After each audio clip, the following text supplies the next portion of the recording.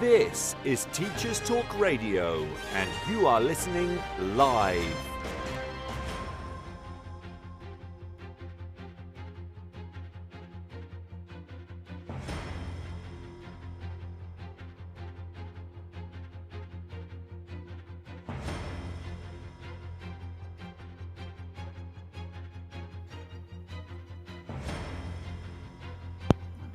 So tune in and talk it out. With me, Brent Poland and Adam Spence. This is Teachers Talk Radio, and you are listening live. Tune in live at ttradio.org, or to join in the conversation, download the Podbean app and search Teachers Talk Radio. Follow the hashtag TTRadio. Tune in, talk it out with Teachers Talk Radio. Okay, good afternoon, everyone. Hopefully all our technical issues are dealt with. We're just having a nightmare, aren't we?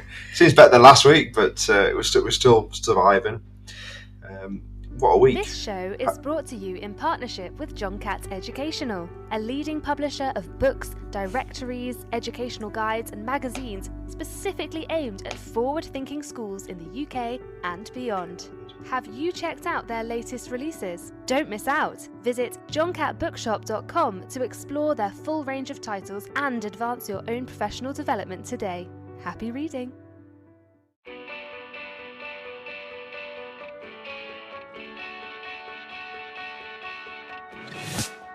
This episode of Teachers Talk Radio has been made possible with support from Witherslack Group, the UK's leading provider of SEN education and care.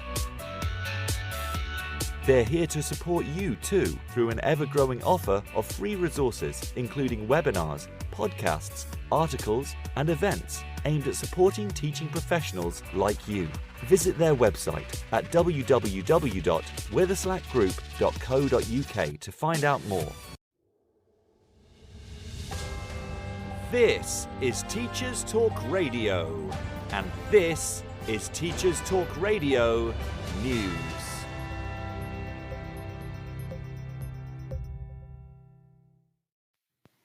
The Morning Star reports on claims being made by the union Unison that school support staff are using their own money to help pupils and families cope with crippling living costs. A survey of more than 6,000 workers, including teaching assistants, caterers, cleaners and librarians, reveals that many are helping students buy food, uniform items, shoes and stationery. The findings were published to coincide with the union's annual celebration of school support staff, known as Stars in Our Schools. The survey also indicates that 98% of those questioned are concerned that their own pay is not enough to cover the spiralling cost of living. 1 in 8 workers say they have used food banks within the last year, and 27% have taken second or even third jobs to help make ends meet. 50% of those polled also said they were actively seeking other jobs in order to achieve higher pay. In Scotland, the EIS union has announced 16 more strike days planned for next year, as it continues to put pressure on the Scottish Government to increase pay. The action will take place over 16 consecutive days in January and February, with teachers in 2 local authorities walking out each day. The first day of strike action was held on Thursday the 24th of November. A further national strike day is planned for the 10th of January for primary, special and early years establishments and the 11th of January for secondary schools. Unions stated that further action was required because of a lack of willingness to negotiate by government. In related news, an estimated 70,000 university workers embarked on strike action over pay and working conditions. Those striking included researchers, academics and administrators, as well as caterers, cleaners and other support staff from Unison and Unite unions. The university and college unions say that staff are at breaking point due to poor pay, working conditions and job insecurity. It is thought the industrial action has affected as many as 2.5 million students and is being reported as the biggest strike in UK higher education history. Further action is planned for next week. The strike action is being supported by the National Union of Students, but Robert Halfon, Minister for Skills, Apprenticeships and Higher Education in England, described the action as highly disappointing and urged all sides to work together to reach a solution. Staying with higher education, Universities UK has released a statement in response to speculation that the UK government may look to reduce international student numbers. It comes after Downing Street said PM Rishi Sunak is considering a variety of options to control immigration, including looking at the issues of student dependence and low-quality degrees. The comments followed data indicating higher net migration up to June 2022, with foreign students being one of the biggest driving forces. Vivian Stern, MBE, Chief Executive of Universities UK, said, "Cutting international student numbers would run directly counter to the government's strategy to rebuild the economy." She went on to say that international students make a net positive contribution of at least £26 billion per year and sustain jobs in towns and cities around the UK. The full statement can be found on the Universities UK website. Over the last few weeks, we've reported regularly on the World Skills competition, and this week the results of the UK national finals were revealed. FE Week carries full details of the story, but the results were broadcast from Channel 4's Steph's Packed Lunch studio. Steph McGovern announced over 200 bronze, silver and gold medal winners across 63 categories. In total, 217 young people were recognised, up from 186 last year. The competition highlights the vital role of colleges and organisations offering apprenticeships in growing a high-value skills economy, as well as supporting young people to achieve excellence in their chosen field. This has been your Teachers Talk Radio News with Joe Fox. This is 2 Minute Tech with Steve Woods, your tech briefing on Teachers Talk Radio. Hello, it's the longest, darkest term. It's cold, it's wet.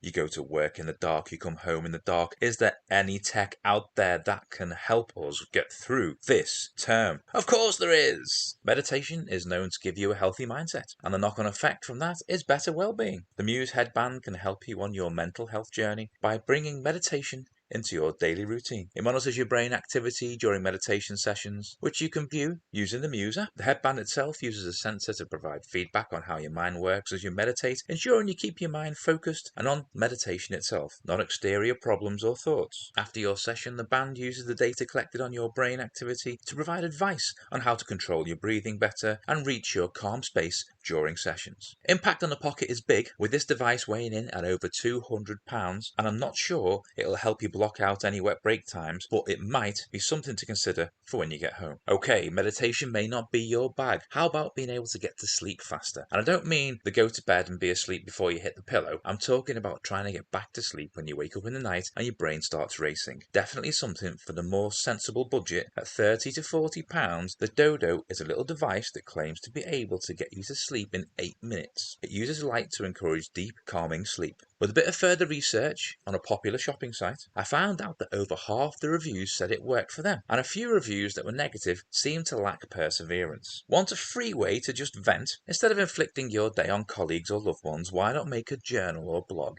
Keep it to yourself or put it online for the world to see. Obviously, you may not want to identify yourself in a public forum, but having a good old rant is known to make you feel better. You never know. You may even find a solution to the problems you're having while reflecting. There are lots of free blogging tools out there, or even create a profile or group on social media. Get it off your chest. As always, I'd love to hear from you. Do you have any tech for well-being? Let us know at TTR 2022. I'm Steve Woods, and that was 2 Minute Tech. 2 Minute Tech with Steve Woods, your tech briefing on Teachers Talk Radio. Well, hello and welcome back. Hopefully all our technical issues are dealt with. We had a quick change of laptops, that was the reason. If you are hearing anything kind of weird or echoey or squealy, please let us know.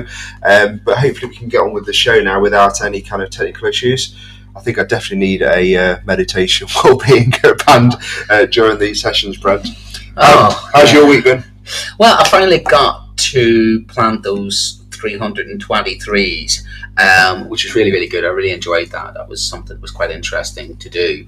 And what came to the thought, and the thought was that the children, they didn't have the skills to be able to hold a shovel, hold a rake, hold any sort of utensil, and they just weren't really, I thought, capable. And that sort of filtered into what we were discussing today, and it was really interesting. I ended up, half the trees the kids planted, I ended up then having to plant. Yeah. And I thought that was quite interesting, that they were able to not actually follow my instructions of what I was looking for them to do, and that was basically that I would prefer that the children could.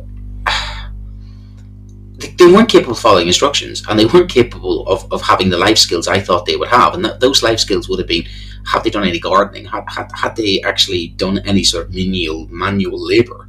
And I was thinking, when I was their age, I was out gardening from 7 or 8 years old, or out, in my primary school would have taught me a lot of those skills. And I think about my primary school education, the life skills that I was taught, tie-dyeing and art and music and culture. I was given a really good education at primary school. And if somebody at age 13 had said to me, here's a shovel and plant a tree, I would have probably known what to do, and I would have said my peers would. So it was a bit of an eye-opener into the culture shock of actually the students who did know what they were doing had been to Scouts. They had that cultural capital. They had those life experiences, but they were few and far between.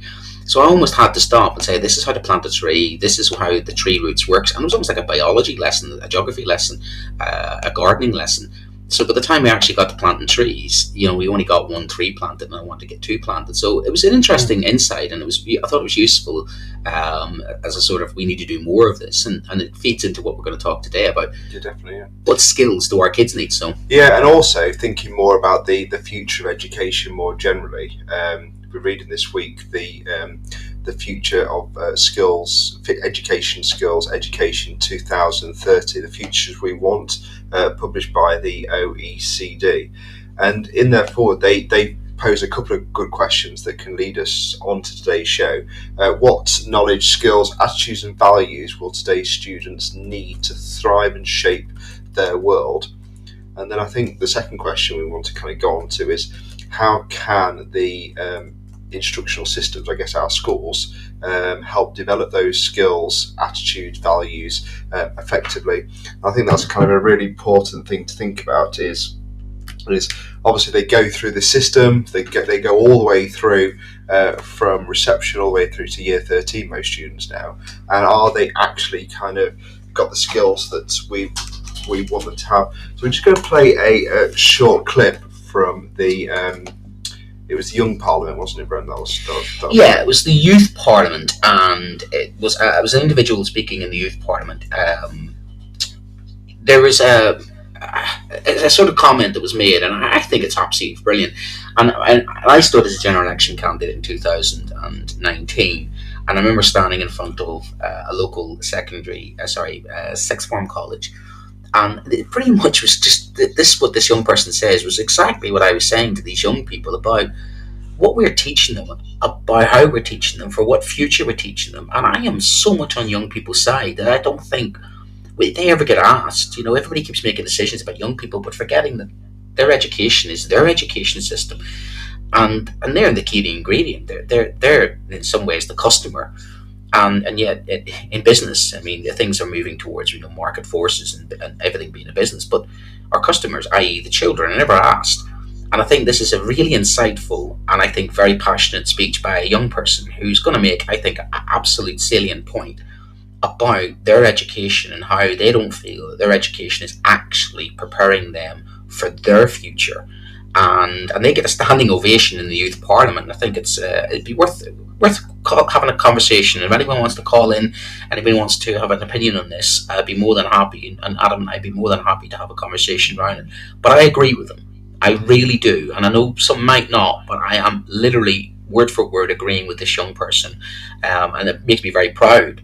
And as a former citizenship coordinator, it used to be my subject citizenship back in 2005 to 2011. And then it kind of died a death. I used to love doing this type of stuff, getting Youth Parliament and young people involved, and it was part of the mantra that was then of trying to get more engagement in democracy and society. So let's have a listen and see what you think, guys. I'm Izzy, a youth MP from Wigan and Leeds, and I can recite the quadratic formula. X equals minus b plus or minus the square root of b squared minus 4ac over 2a. That flashcard was stuck on my wall for 3 months leading up to my GCSEs. Ingrained into my memory, ready to recall and apply to a question which may or may not come up on my maths paper too. Funnily enough, it did come up on my paper, and I was prepared to answer it. However, there are a whole host of things that I have never been taught, things which will never be on an exam, and that no amount of revision notes blue tacked to my wall will prepare me for. The education system is supposedly created for young people, so please, listen when we say it is failing us. We are picked up, put down, and strapped into a never-ending conveyor belt of academic testing. For years we have been calling for a curriculum for life, a curriculum which will see us leaving school with a greater understanding of the world around us. We are pleading for more emphasis on employability, communication skills, and personal well-being. Isn't the foundation of education creating well-rounded, well-informed young people ready for the future? So why do I, after spending 14 years in countless classrooms, feel so unsure about what's to come? Young people are more than just letters or numbers that they see on a piece of paper in mid-August. We are not a percentage of A stars to Cs. We are not evidence in an Ofsted report, and we are not a pass or a fail. The pressure students are under to perform is excessive, with the 2015 reforms in particular seeing an increase in content and more emphasis on examinations. Memorising has become a synonym for learning, and mental health has suffered as a consequence. Well-being must become a priority, and nurturing the development of young people as individuals should be the aim of education, not exam results. So no, I don't know how to maintain a good mental health. I don't understand how to pay tax, and I have no idea what I want to be when I grow up. But go on, Madam Deputy Speaker, ask me, and I'll tell you all about the quadratic formula. Okay, so I think that clip really puts everything in mind for me today about that. What are we preparing our students for, and what are we doing for their futures? Because I know that's the bit that really motivates me. I'm largely teach kind of sixth form, largely teach BTEC.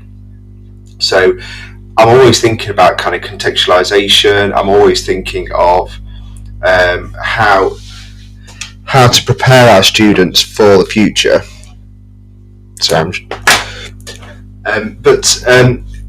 The OECD come up with like 3 challenges in their report. One, which will be close to your heart, Brent, around the environment. Climate change and depletion of natural resources require urgent action and adaptation. It was mentioned in the autumn statement, but I've spent this week reading the autumn statement in more detail with some economic students. I can't find anything kind of specific to kind of come back with on that, although it keeps being mentioned, and the stuff in COP keeps being mentioned all the time by our politicians, leaders. There isn't actually anything kind of concrete in there that can lead to kind of policy formation as of yet. So I'll come back to you on that in a minute, Brent, because I know that's your bread and butter, the environment, and be interested on your thoughts. The second challenge is around the economy. We all know about the scientific knowledge we need to know, but there's also a big gap that needs to be filled with our financial knowledge as well. And I had a great Wednesday with the Young Enterprise Money team, and they did a fantastic conference really trying to looking at develop financial literacy in the curriculum. I think that's so important, but more to think about kind of how data is used and how students look at data, in particular kind of cybersecurity and lots of things around financial institutions needs to be developed in our students. With that, I also, speaking to friends in the city, I know that, for example, behind the scenes of banking, they've already started to invest a lot of money into things like blockchain technology for that as well. So that all needs to be kind of developed through the education system. And then finally, there's going to be this kind of social change that happens not only around the world, but also in the UK, in terms of the social cultural diversity and how we kind of reshape that in our communities. So that's the kind of broad spectrum of what we need to look at, and it's absolutely huge. And currently, as that very articulate young lady was saying in the Youth Parliament, what is our education system currently doing, and what are they being prepared for? So if you want to come in there, Brent, if we have a look at the first challenge on this report around the preparing our students to tackle some of our climate sustainable issues that are kind of coming up into the future, how does that kind of come into the curriculum, or is it already, or is there anything there already? It's tokenism. Yeah. I mean, the students that say to me, like, they go into and they get learning geography about learning science, but that's the thing, they learn stuff at school, but they walk out of the classroom and they see the complete opposite. So it's like we don't see good modeled behaviour from the people in charge. They get such contradictory messages. They get the textbook learning. Oh yes, we know climate change is this, we know fossil fuels are that, but they don't see the buy-in from the people actually teaching them, and equally the buy-in from the schools teaching them. So they hear all about how bad certain dietary requirements are, then they walk into their canteen and they have a full meat diet, or they know all about flooding, and yet their local council's building houses on a floodplain. So there is a lot of cognitive dissonance with young people, where they get told one thing, and the first opportunity they see to apply it, it's never applied. And I think that's contradictory. We had a Prime Minister, for instance, who was saying about follow the rules, and he broke the rules 14 times. And that's the problem with young people. If you're going to do something and you're going to stand behind it, you've got to teach them, but also model what you want. And we have far too many bad role models in the children's lives that a lot of the time you could put something in the curriculum, but what's the value in it? It's literally values and virtues, isn't it?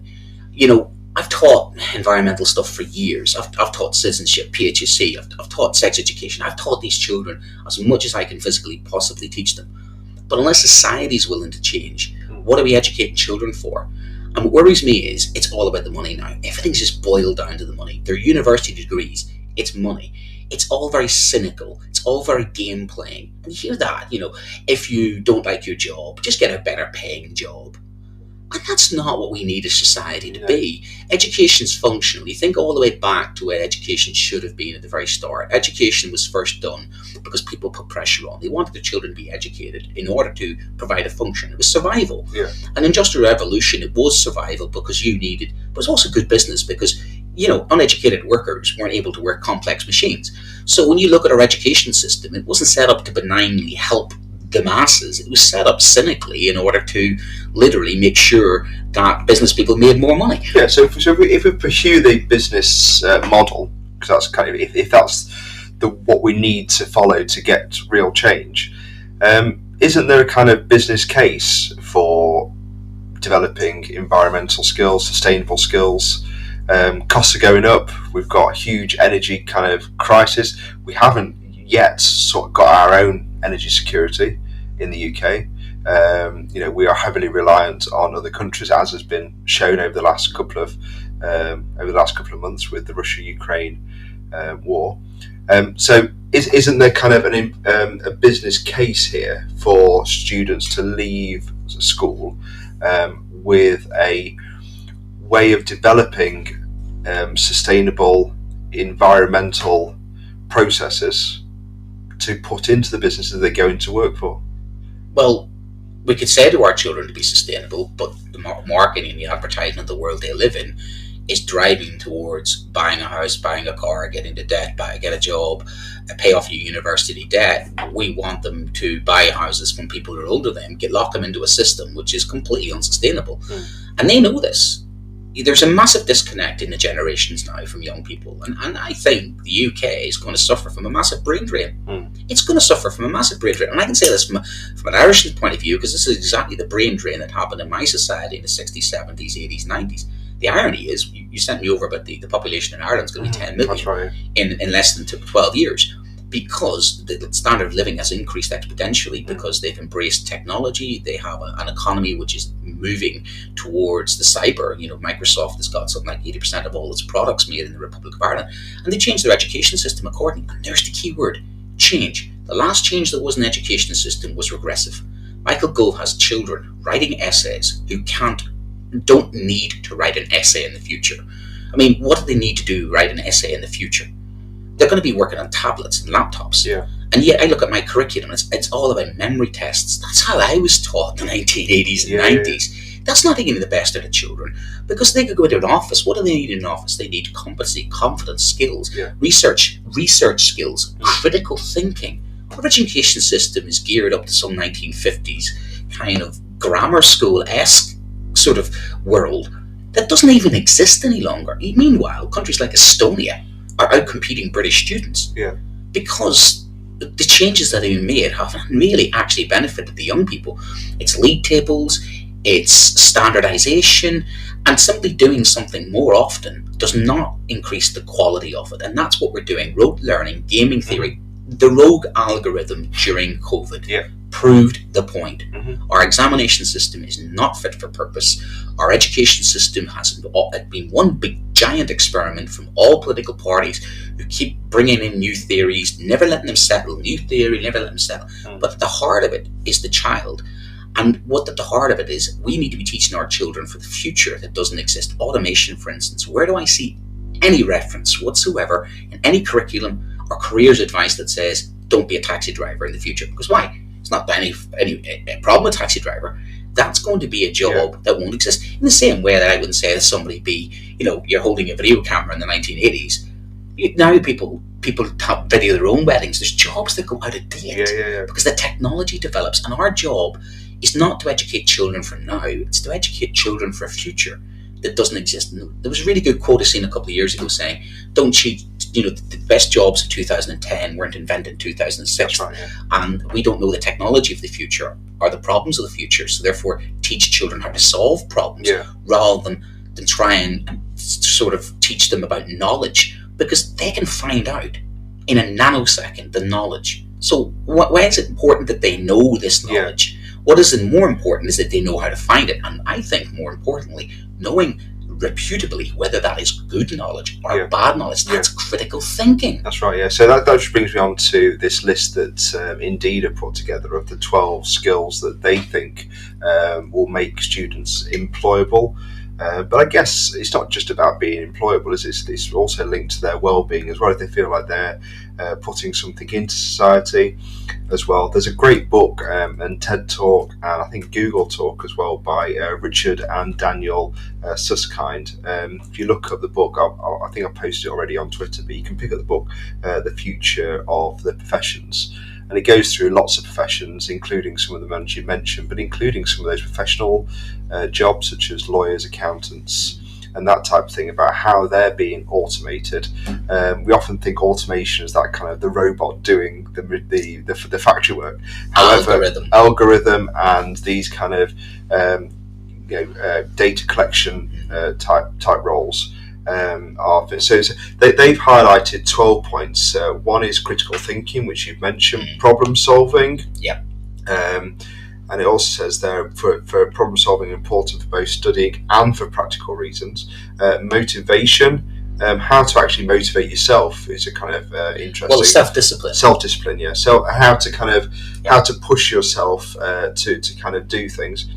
Flexibility. I think I've certainly mentioned before, certainly in my last job, did I kind of stay there too long? Should I have been kind of more agile to get the kind of skills that I needed? A lot of young people seem to kind of move around very quickly in their jobs. When I was, certainly the advice I was giving my parents was get a job, stay there for 30 years. Well, look what we're doing right now. Yeah. When I think about it, I mean, yes, I've stayed in the same job, but even in that job, I have had 6 different subjects I've taught. Been a head of department of 3 different subjects, and been out of my comfort zone on numerous occasions. So even staying in the same job, you can take on different roles.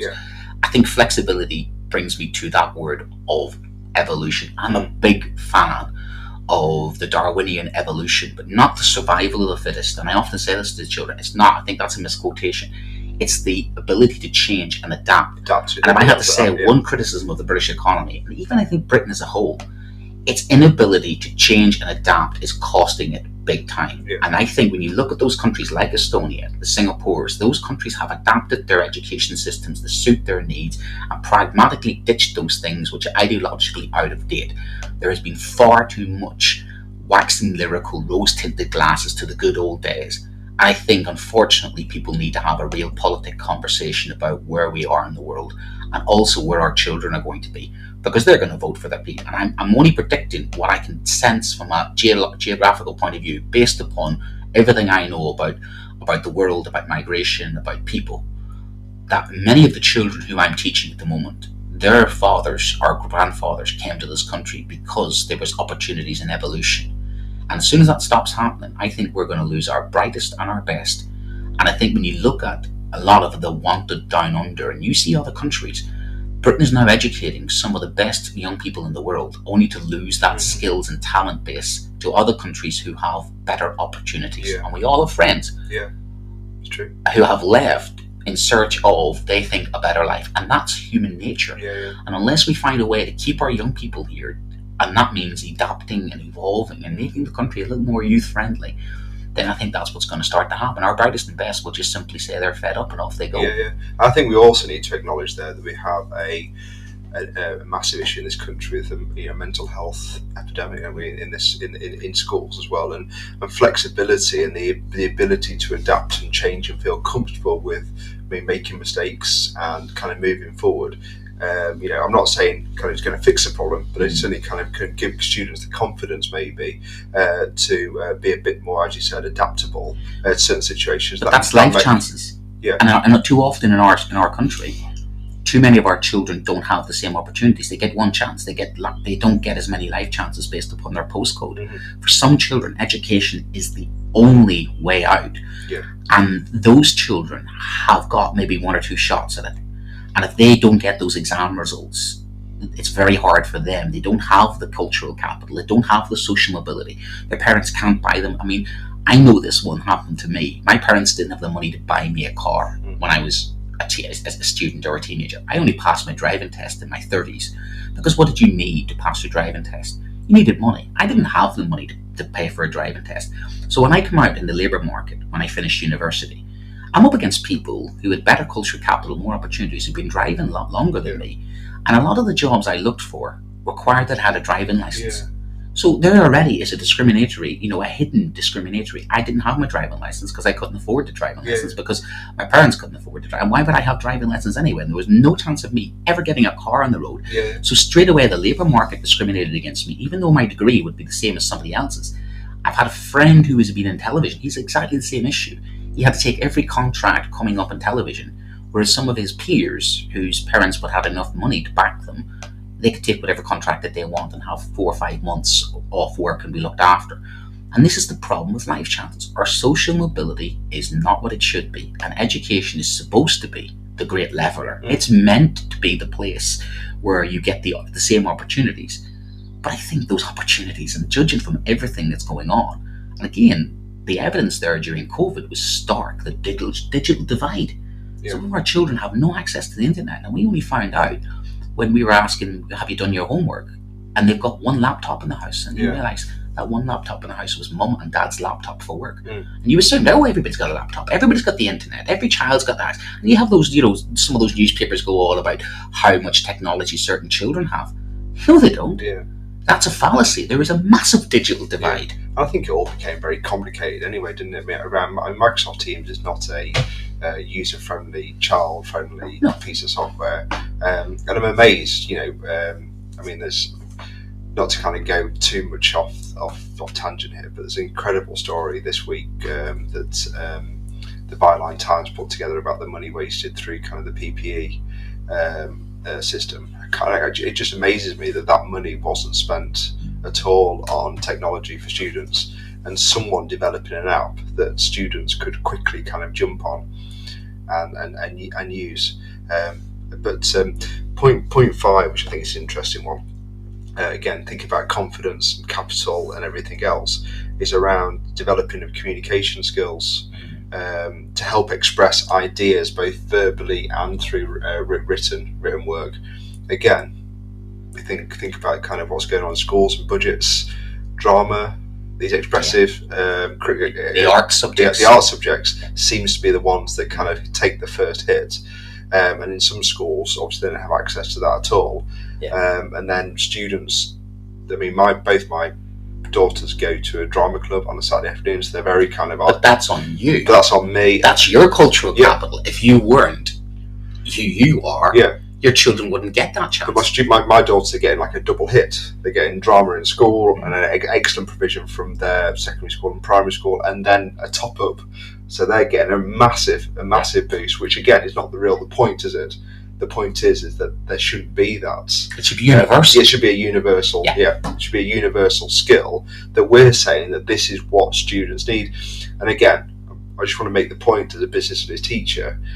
This is where I kind of get concerned, because I'm thinking there is a business case here for the not the kind of the wokey leftists to kind of get involved, but actually the people in the city, the people, the hard face of business, crying to the Department of Education and saying, well, where is this? This is what is required. I'm reading here not from an educational blog. I'm reading here from a business recruitment blog. This is what they're saying they need from us. Let's take it back then to my starting point of education's original function during the Industrial Revolution. So imagine, Isambard, Kim, and Brunel.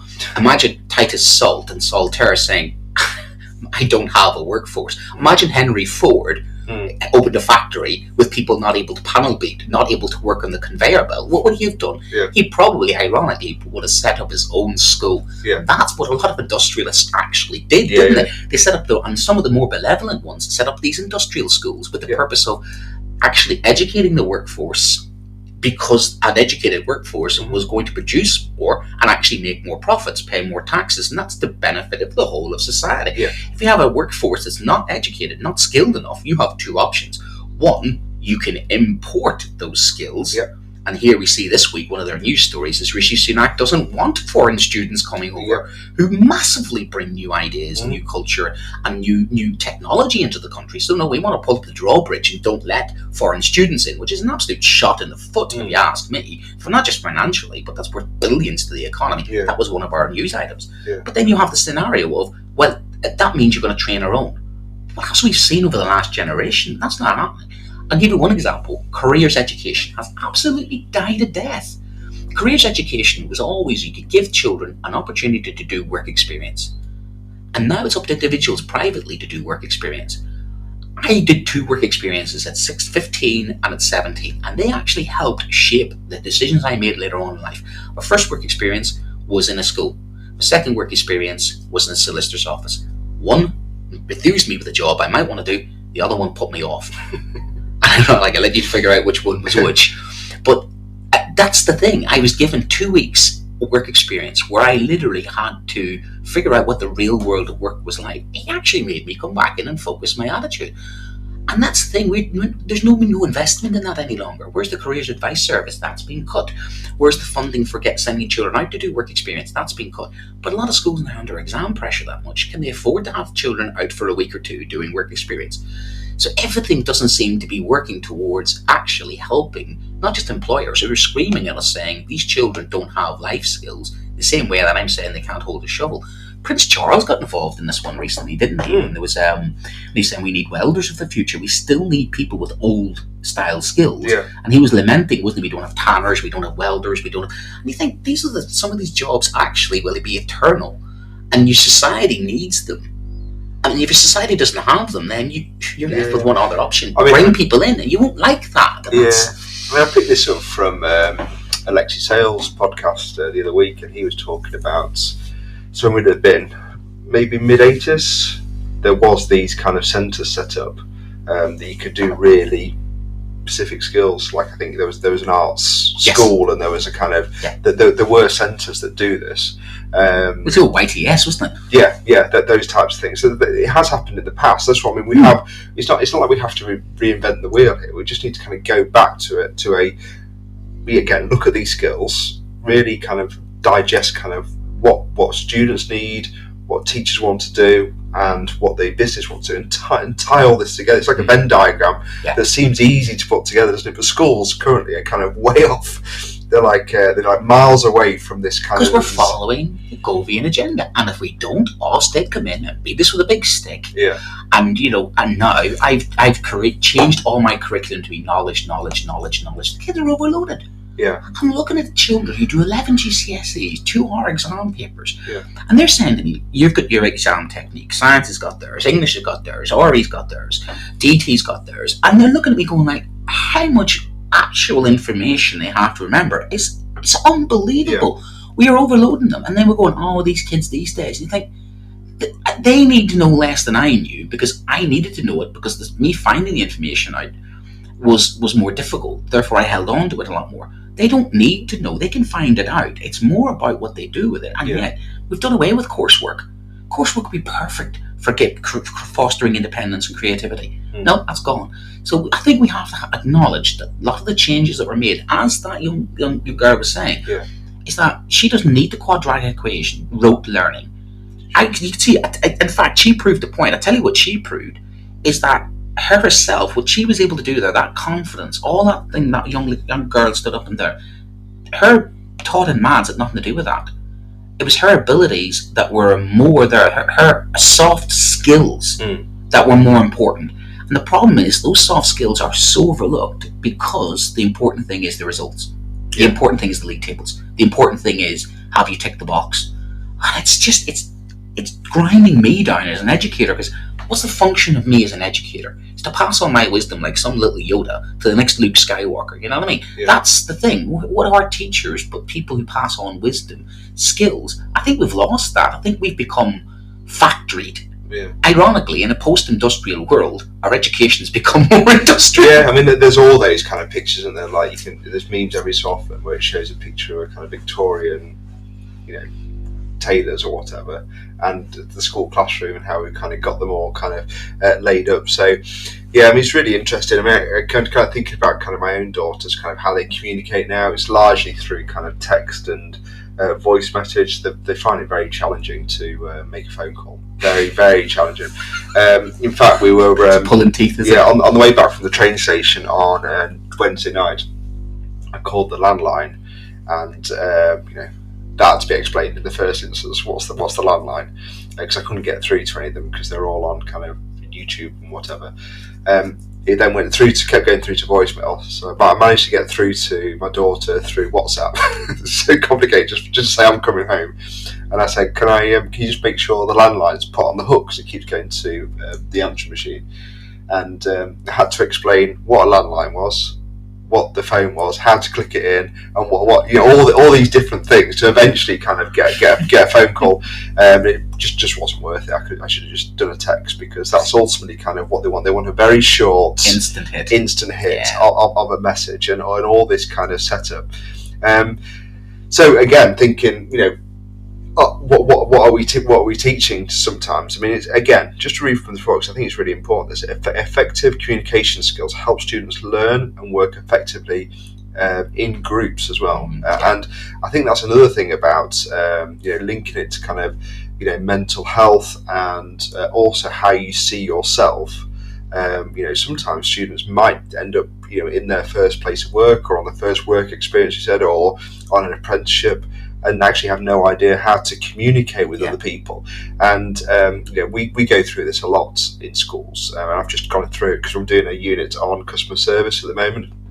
And when I ask students what they think communication is, they say, "Well, talking to people, going up to people." Absolutely not. It's the listening, it's the body language, tone, the non-verbal communication. That's right, yeah. The tone of the language, the words used, appropriate language, articulation, vocabulary. Yeah, how do you want your message to come across? It's so nuanced, and it's just not taught. I mean, I'm delivering this to year 13s. This is the first time doing it, and it's never come across it before. And actually, they were saying, "Oh, thanks for that, because I can take that to my job. I can take that to my." But then you're probably thinking to yourself, you're probably giving them a bit of a head start. Yeah, absolutely. Yeah. Because part of the thing is therefore they wouldn't have known this, and nobody's pulled them to one side. Yeah. But you didn't have to do that. Did you really? Did you do it because you felt this is the right thing to do? Or well, what I've done is, I mean, just to kind of fill you in a little bit, I've kind of made I've made a choice, within my own career, to seek the opportunity that I've got at the minute. So there's two things that have enabled me to do what I'm doing at the minute. One is unfortunately move out of the basic state education system, really. And I currently work for a UTC, and the reason I work there is... What's the UTC? It's the Universal Technical College. So there's a few, obviously, there's obviously one in Birmingham where I work, but there's one in Derby as well. They do kind of, there's a few kind of scattered around the country. Maybe we can do like a wider show on UTCs and different school structures.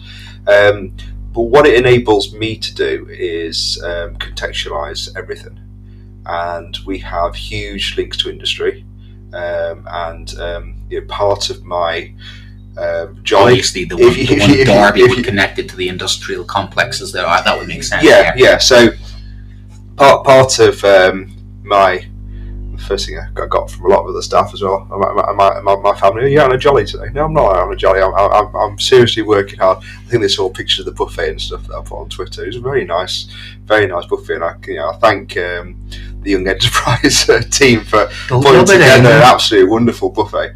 I left my sister-in-law said to me as I left their house, do you want to take some fruit? I said, I've just got something.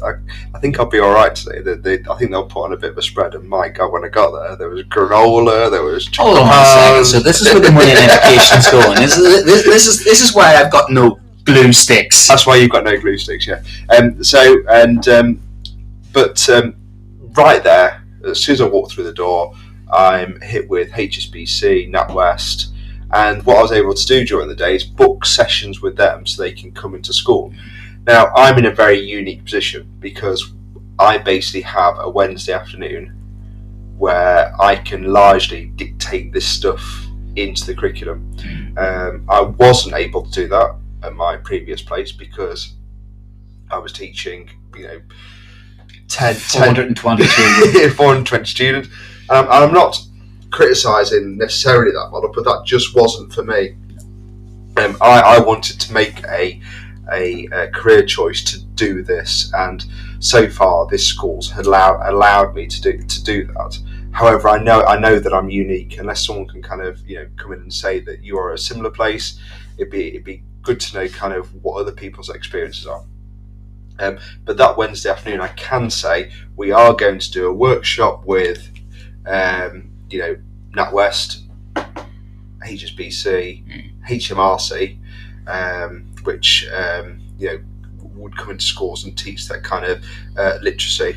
Well, the funny thing is, when I was a PHSE coordinator a long time ago, financial capability was a core element of the PHSE curriculum, and it had to be in the maths curriculum.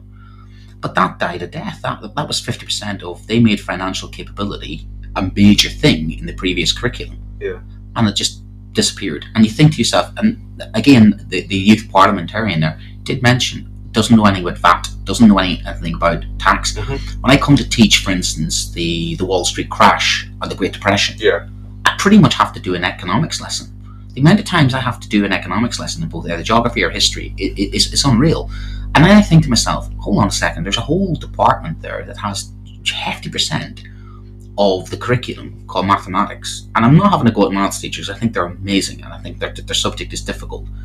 But surely by now they would have realised that financial capability should be a core element of mathematics, because I can go to a shop and say I could have 3x plus 2y equals 2z as change. I walk into a shop and say, how much money have I got in my pocket? And I think a lot of our problems as a country when it comes to budgeting, and it's been said so many times, but yet there's been no response from government about functional literacy. I mean, seriously, we used to have pay loans companies who used to advertise and market it with really young marketing. And I remember the puppets.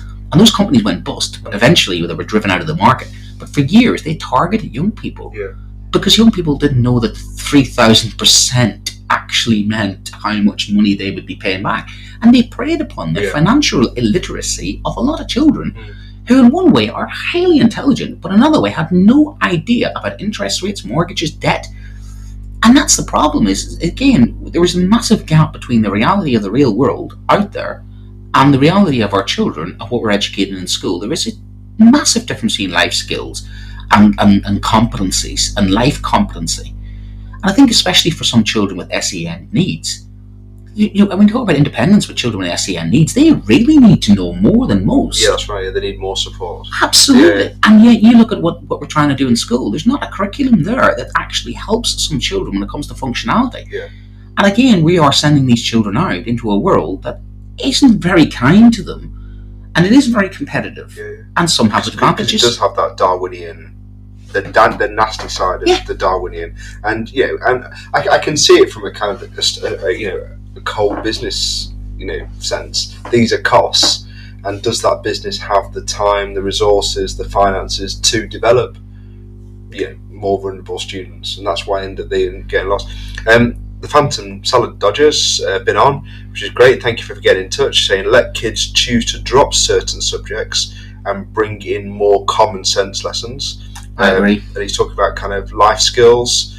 He's put sewing buttons, changing fuses, toilet systems. What's funny about changing fuses? I don't think I'll be able to change a toilet system. I was doing a physics lesson the other day, and one of the things that my kids have suggested is why, as a non-specialist, I've been able to communicate what it is that literally I was talking about a 13 amp fuse. I literally got a utensil out, took the fuse there and then in front of them, took the fuse out in front of them, says that's a 13 amp fuse, that blows, it's a safety device.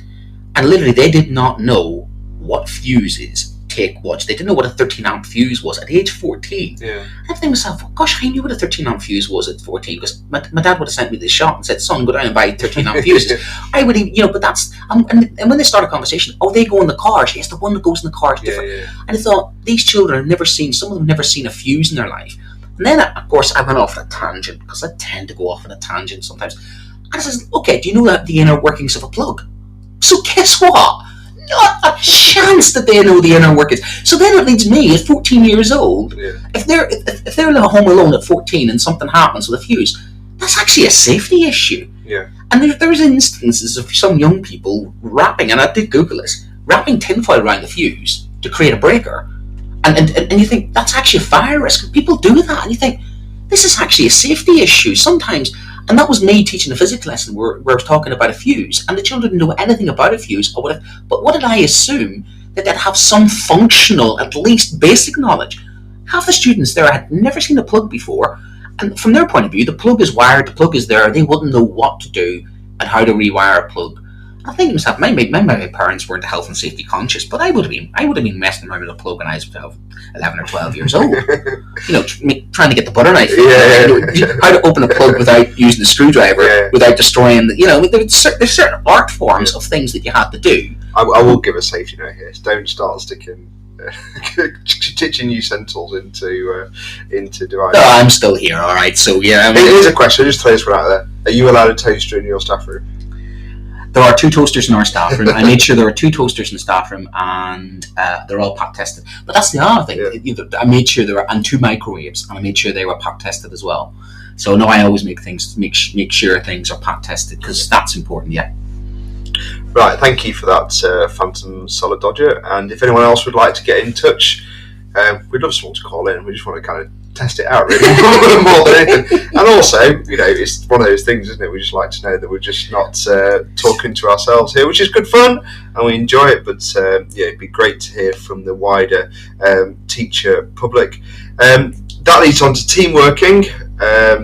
Big vitally, particularly think about the kind of global economy, collaborative learning with people kind of over in different time zones, different places all over the world. Having these team working, team building skills is vital. Again, if I'm perfectly honest, do I have a lot of time to do this? We do a kind of think, pair, share task every so often, but is that team? Is that really what that is? Do I have time to do group work? No, I don't, because I'm too busy teaching knowledge. And with 30 children, I've had teamwork. We did this 10 years ago. We used to have 2 lessons called Discovery and Explore, where we had a non-curriculum sort of lessons about exploring learning, and it was all the rage back then. and we had the freedom to do it, and we put the kids in projects, and we give them, like, design your own this, design your own that. We put them in teams, and the teacher was to be facilitating, not teaching. But the children didn't really respond to it, because for 23 periods a week they were getting one way, 2 periods a week they were getting completely different. And the problem they kept asking us was, what result am I getting?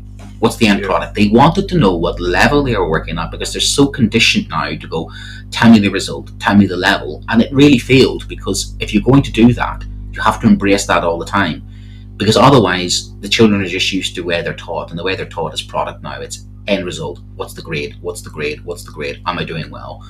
And if you try and say you're just learning for the sake of learning, unfortunately, sometimes and they don't want to see the value of it, because everything now has to be quantified. And I think that is the biggest problem with our education system. Is I was taught in primary school for the sake of learning. I just loved learning because I was taught by primary school teachers who just taught me what they liked to teach me about nature, about life, my identity, culture, music.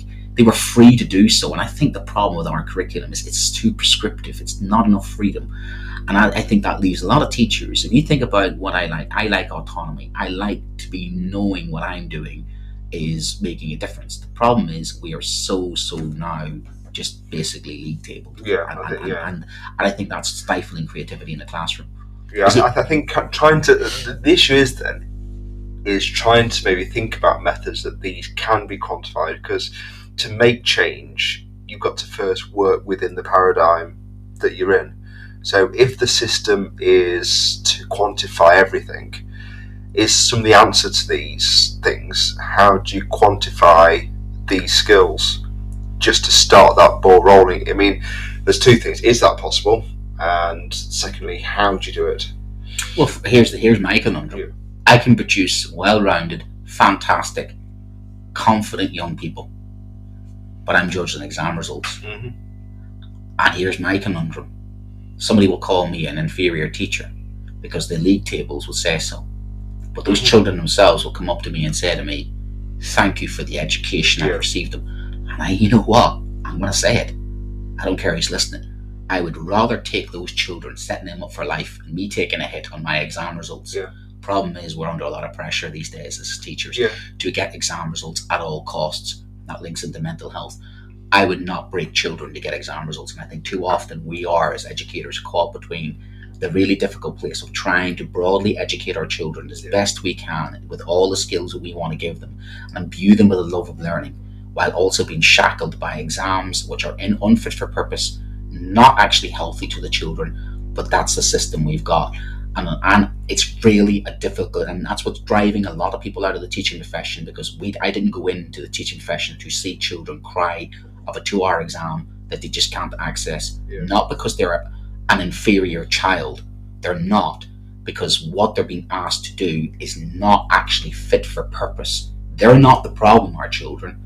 The way we have set up that exam system, the way we measure them, and the way that we write them off, and unfortunately it's the rescuing factors. I'd like to think I'm a rescuing factor, that I am actually trying to save those children from that I can say, because I've had children recently say to me, I've done bad, sir, I've let you down. My response to them is, you haven't let me down, you won't let me down.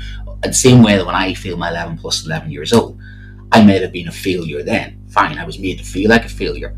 I got myself back up again. My parents got me back on the horse, and literally they overwrote that. And too often in education, I think there's too much natural wastage where kids are just chucked on the wayside because they're made to feel inferior. And that's the problem we have big time. There's far too many people go throughout school. And here's another issue that happens. It becomes generational. If those people have had such a bad experience in school, how do they value education themselves? A lot of parents sometimes are an issue with their children of they don't value education because they in turn didn't have a great experience. And because they didn't have a great experience, they don't have the same value set or understand what education could. And equally, that's sometimes what's happened. Sometimes the parents even, they're quick to judge us teachers now. And I've often said this, I'm a better teacher now than a lot of the people who taught me. Because I have to be. But unfortunately, there are still those stereotypes of the guys that leave at 3:15. You're in it for the holidays. Yeah. You leave at 3:15. Have a nice lunch on 20. I don't think. I'll be honest with you. The people left in education now, the vast majority of them are working harder than any generation of teachers have ever done. Well, the data on when this whole you mentioned the Jeremy Hunt, Richie Sunak, CBI clash earlier on the week, and obviously the main focus was, and rightly so, around kind of social care and hospitality were the two driving concerns on that report. If you looked a little bit further down the graph, I noticed from Newsnight on Tuesday night, that was if you want to catch it up, is that there are 80,000 vacancies in teaching as of today. 80,000. That kind of really blew my mind, really. And my brother is a HR director. And I kind of said, what would you expect there to be in teaching? Something that's kind of a well-known in society as a job. What it's it's something that people don't want those holidays. Well, people aspire to be. There's generally a notion in society that this is teachers have a cushy number, a fairly good package, shall we say, with the job. Yeah. That grinds me down. That does. Yeah, but it does. Even with all that, is that there is 80,000 jobs, and maybe it's linked to this. Well, I see the world like this, and I've gone for that experience in schools. I've looked at the PGC, and I just don't recognise it as a 22-year-old coming out of university. Maybe you're looking at that curriculum now and going, what's this? This doesn't represent the world that I've just come through. And I've had some experience maybe in a company, in an organisation, and maybe I really kind of want to have this vocation. I really have a desire to give something back. I really want to be a teacher. But again, I'm looking at the system. I'm looking at what students do. I'm thinking, what is this? I don't really kind of understand what this is, but I definitely had that parents' evening with, straight away, when are we going to know this? When's our child ever going to, use this? We have that. You have that a lot. You do, and it's really hard to kind of justify. Sometimes I'm there saying, well, this was the test. This is what they did. This is where they went wrong. And immediately they say, well, what is? For businesses, I met a lot with self-made entrepreneurs. And they say, well, what is this? And because they have done it, but that's the thing. Yeah. And I think a lot of the current government are a bit like that. They are ladder pullers in my sense. They have done well for themselves. And some of them have done well for themselves because they had a lot of advantages. Sometimes it is because people have done well for themselves because it's luck.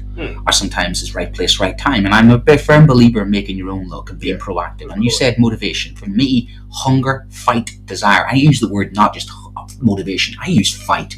I want my children to have fight in them. I want them to, like that young lady who spoke in Parliament, I want them to have that passion, the fight, the flair, the kind of those hidden qualities. It's almost equate my job to being a football manager.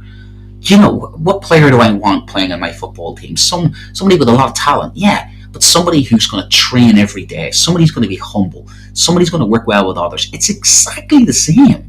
And a lot of our children, it's not there's anything wrong with them. They're just not being developed.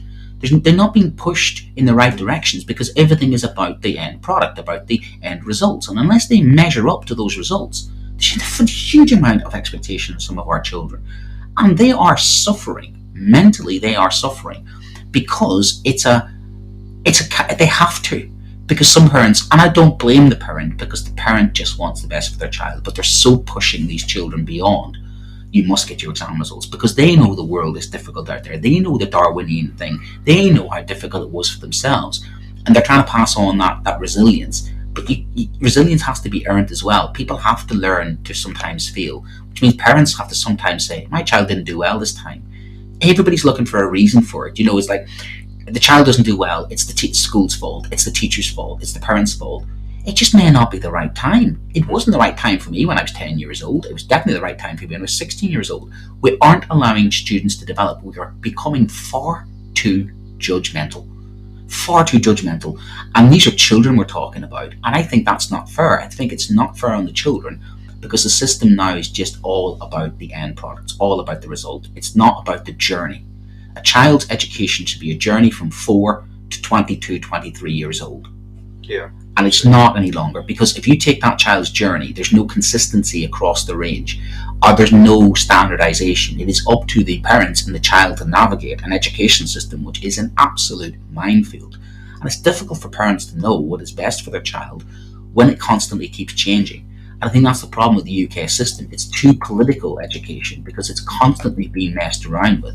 Countries that do well in education have got set education systems. They know what they're doing. The parents know what they're doing. The child knows what they're doing. They know what they're doing 10 years in advance.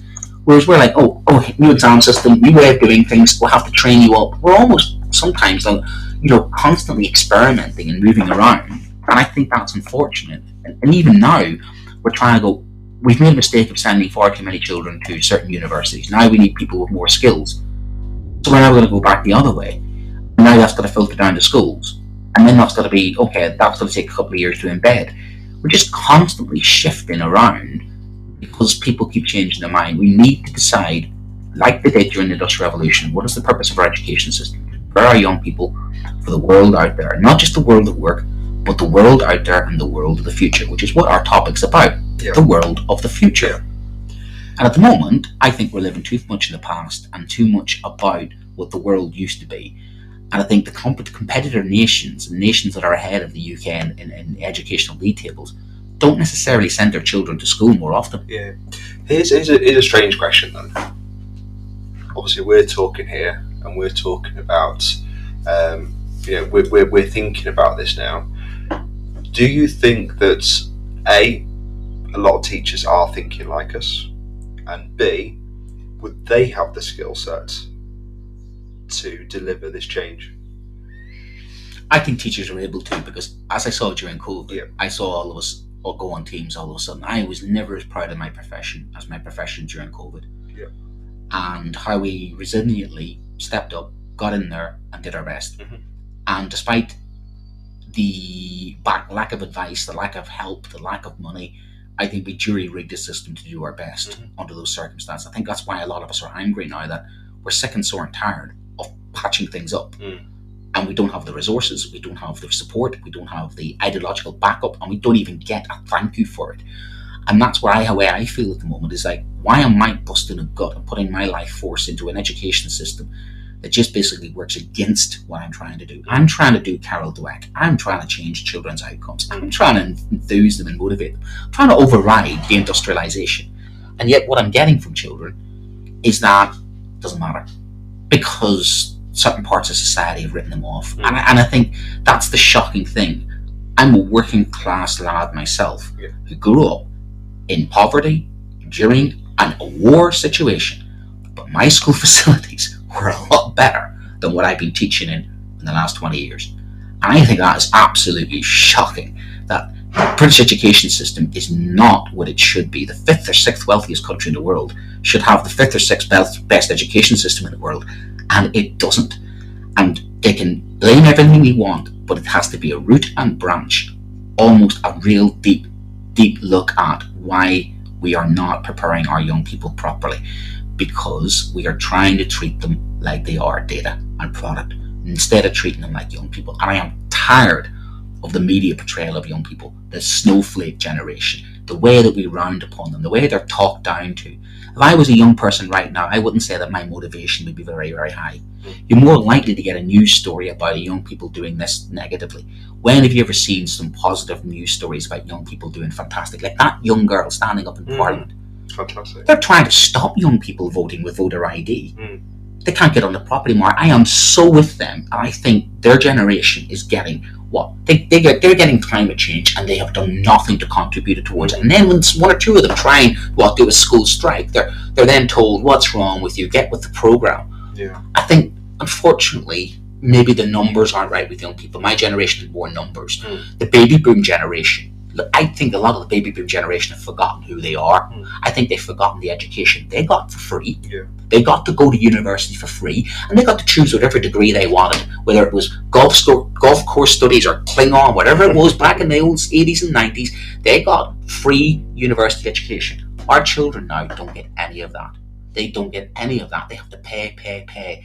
And I think, unfortunately, until we sort of say that we prioritize our young people, we have to then say at the end of the day they are having to cope with a world that is not helping them as much as the world helped the previous generation. Yeah, brilliant. So I just want to go through the points. I'm going to go back to the OECD report just a second to think about kind of some solutions. But I'm sure we agree with some of these anyway. Just organisation, research, technology. I think we've already talked about determination, and leadership. So I fully agree with that. And I've tweeted that up on our my Twitter account, but shared it with the guys at Talk Radio as well. What would your 3 be? If you had to say your 3. My 3, I think, would be communication, which I've already mentioned, problem solving and critical thinking. I think with those 3, I think you can be very adaptable, and then if you bring in, that allows you to be flexible within that market. But critical thinking for me, I mean, it says here, helps develop new ideas and innovations. And I think that's what we need at the minute. We're just stuck. We kind of, almost like society knows all the problems, but it has no way of finding solutions to them. We're procrastinating. We're stuck in a paradigm. Yeah. We can't make that big shift for whatever reason, either because of vested interest or people not wanting to, people feeling scared. I think people look to each other. I think everybody's looking at each other. And I think the thing we've learned during the last couple of years is if we're looking for the people in charge to help us, you're going to be waiting a very long time. And this is why I get so frustrated with characters like Elon Musk, because I think certain parts of him has been brilliant. You know, his initial innovations in payment systems, or inventions really, in kind of technology and payment systems, and then kind of what he did to the car in terms of getting people to think a bit differently about kind of car technology. It's just a shame that he's got locked up in the minute with this kind of Twitter, and his own ego around Twitter and stuff, because I just think kind of those types of people would be great innovators in society. I would like to see him, actually. Imagine if he was like the industrial revolutionists of the 19th century, set up those schools, the Titus Salts and Brunels and people like that. What would it's interesting if you got people like that to actually come down a level and say, okay, what do young people need to do to innovate? And given his due, I don't always like him as a person, but I have to say he is successful because he's taken risks, he's motivated, he's determined. And that's the thing about it. I mean, I have my top 3 there. It's interesting, they're different to yours. Okay, motivation. Yeah. I always start with the locus of motivation. It's my key factor. You've got to want to do it. Forcing people to learn is not sustainable. Yeah. Wanting to learn has to be. I've always gone for that. For me, it's the intrinsic and extrinsic. It's always influenced my thinking. I was thinking that motivation would come if the system was set up to show you that pathway. I still think you can have motivated people in a bad system who want to change the system. And I suppose determination and motivation go hand in hand with me, because you've got to have that resilience and stoicism and determination to fail more than succeed. It's that kind of I fail more than I succeed. I've got to go to 10 job interviews to get that one interview to then, whereas I think a lot of our children fail. And yes, I'd agree with you, critical thinking, because critical thinking is that ability to have ideas, to think outside the box, to be risk takers, and that's it's Machiavelli. It goes back to my favorite political philosopher, Machiavelli. Fortune favors the brave, the people that go and take the initiative, take the opportunities. The key thing is you don't want those people to become the decision makers, because what's happened is many of those individuals who have become self-made have pretty much said, I can do it, you can do it, and I think they've become ladder pullers, because I think they have not reflected on some of the chances they took actually weren't as much of chance that they think they are. I think people look back and reflect on themselves and maybe are the heroes of their own story. Yeah, I think that's the ego bit, isn't it? There is. Yeah. And I think we've had too many people who are like, they tell you their story of adversity, their Rocky Balboa story, their rags to riches story. And I think that's true. And I think our cultural capital, what they call the leveling up czar for education. She's a good example of that, who talks about trying to get people out of poverty through education. But it's got to be universal. It can't be one or two individuals who've been able to beat the system. We're talking about the whole of society. Otherwise, what's the point? Because there's no point in having a couple of very motivated individuals at the top and a whole society of people who don't see the value of things or aren't educated. Because in country-wise, it's called national efficiency. I draw a parallel to the likes of the liberal reforms of the 19th century. One of the reasons the liberal reforms came in is because the government realised that against the Germans, the British army wasn't strong enough. So the country couldn't defend itself. So they brought in liberal reforms in order to fatten us up, so that we could go to war. I think it was that shock, wasn't it? The generals, for the first time, seeing what the Boer War. With the Boer War, they couldn't pass the men off the Boer War, and they realised, hold on a second, unless we increase the efficiency of our workers, unless our workers are healthier, they will be left behind. So again, it's again, why did Ford do that? Why did Ford look after his workers? Why did Bourneville look after the workers? There was an ulterior motive, and the ulterior motive was, as we went back full loop, was it's in society's interest to have an educated young workforce. And I think people need to stop this, stop beating up the younger generation and help them get off the fence and actually stop criticising them and actually help them, because what's going to happen when these young people can't get jobs? Well, in the tax base, here's a self-fulfilling prophecy. We don't have young people in employment, then our retirement age for people who want to retire won't be there, because we'll have to keep paying taxes for people who are unemployable, and the whole country then goes down the pan because you don't have a generation of people capable of entering the labour market. I mean, this is unsustainable. This is the folly of it. How important is the education system? It's of the vitalest national importance. It is literally the future, because if you don't have a motivated, determined, stoic, evolving workforce whose ability to learn is faster. I look at the back streets of India. There are children out there in the back streets of India building their own computers. There are children across. This is the problem, I think, of arrogance and hubris, exceptionalism. I think people now just assume that things are going to be handed to this country. There's other countries now. Estonia is better education system on paper than the British education system. That should have been a lightning bolt that should have shook the establishment into, what are we doing here? And so far, I don't think how much powerful we are economically to them to get that investment. This country will go backwards unless we have a motivated... So decisions that's been made to not do it. I just want to bring back, so we've got about 5 minutes left, so I just want to get to... and no disrespect to Estonia. Of course, yeah. If Estonia wants to invite us to I'm more than happy to do a live show from Estonia, definitely, yeah.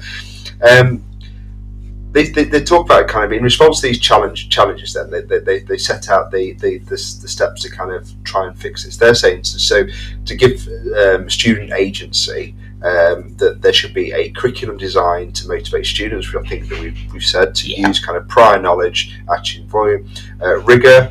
That these subjects and the curriculum should be challenging and enables for deep thinking and reflection. I don't think we can disagree with that. Focus.